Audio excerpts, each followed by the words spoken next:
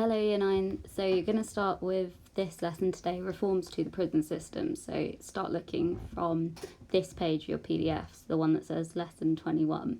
And the first thing you need to do is just read through the information on the pages. If you have printed out, then you can highlight it.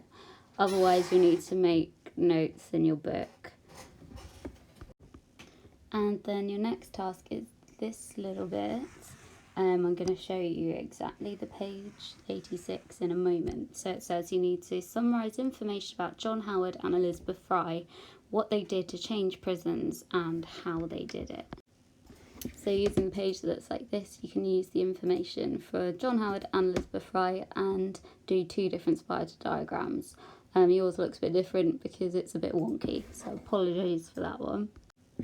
This little bit is just an extra little task for you to do. If you haven't got it printed, don't highlight it obviously. You can just read through it and then write the sentence in your book. That will take you maximum 5 minutes.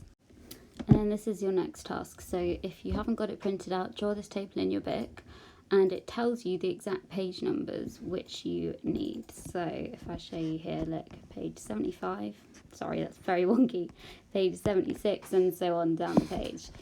So draw that out in your book and then I'll show you the pages you need exactly in a moment. This one is for the first column of the table, so we're saying original prisons in the very early 1700s. So you'll need to say what positives there were from the prisoner's point of view and what negatives. So that example was done for you, but you can use the same approach for the rest of the time periods in the table. And you will get the others from these next couple of pages. Right, for the one where it says the Jails Act, it's spelled Gales, but it's Jails.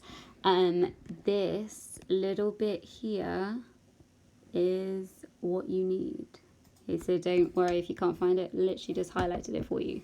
Okay, so that's for that bit where it talks about the Jails Act.